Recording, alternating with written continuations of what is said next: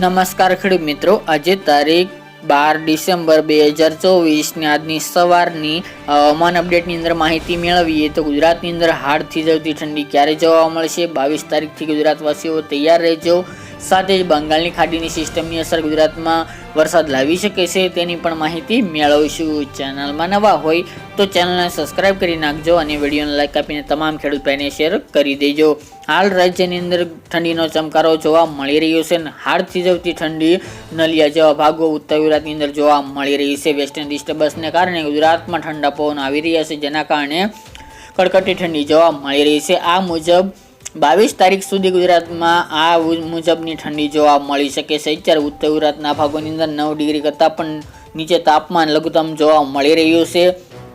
આ સિવાય કચ્છના નલિયામાં 5 ડિગ્રી કરતાં પણ નીચું તાપમાન નોંધાયું છે.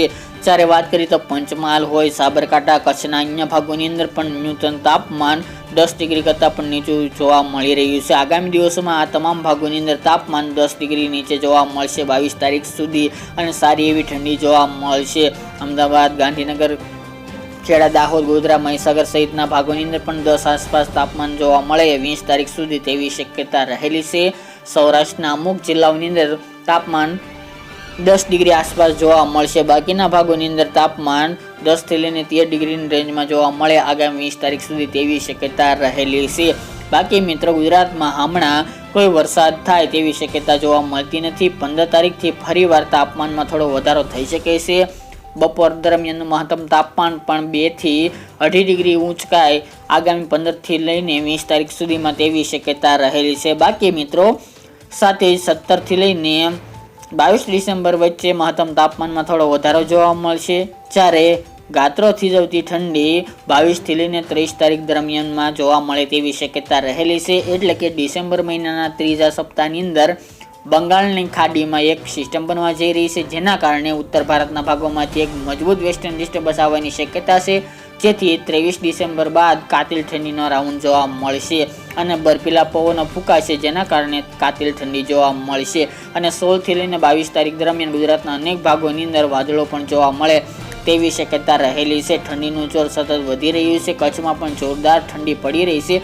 નલિયામાં સિંગલ ડિજિટમાં આંકડો પહોંચી ગયો છે. આ મુજબનો આંકડો યથાવત ડિસેમ્બર મહિનાના એન્ડ સુધી જોવા મળે તેવું અનુમાન દેખાઈ રહ્યું છે. ખાસ કરીને મિત્રો, બંગાળની ખાડીની સિસ્ટમની વાત કરવામાં આવે તો ગુજરાતમાં તેની અસર નહિવત જોવા મળશે. ગુજરાતમાં માવઠું થાય તેવા સંજોગો જોવા મળતા નથી, એટલે કોઈ ખેડૂત ભાઈને ચિંતા કરવાની જરૂર નથી. સાથે જ મિત્રો, જાન્યુઆરી મહિનાના પ્રથમ સપ્તાહની અંદર પણ વેસ્ટર્ન ડિસ્ટર્બન્સ આવવાને કારણે કાતિલ ઠંડીનો રાઉન્ડ 10 તારીખ સુધીમાં જોવા મળી શકે છે. બાકી ગુજરાતમાં માવઠાના વરસાદી ઝાપટા હમણાં ડિસેમ્બર મહિનામાં આવે તેવા સંજોગો જોવા મળતા નથી. આ ચોક્કસપણે ગુજરાતનું હવામાન બદલાઈ શકે છે. વાતાવરણમાં પલટો દક્ષિણ ભારતના રાજ્યોની અંદર વરસાદ જોવા મળશે, જેના કારણે દક્ષિણ ગુજરાતના ભાગોની અંદર વાદળછાયું વાતાવરણ જોવા મળી શકે છે. અને અરબી સમુદ્ર લાગુ ભાગોની અંદર પણ અમુક જગ્યાએ વાદળો જોવા મળે ઊંચા હાઈ લેવલના તેવી શક્યતા રહેલી છે. તો મિત્રો, આ ત્યાંની વહેલી સવારની અપડેટ. ફરી એક નવા વિડીયો સાથે મળીશું. આજ માટે આટલું જ.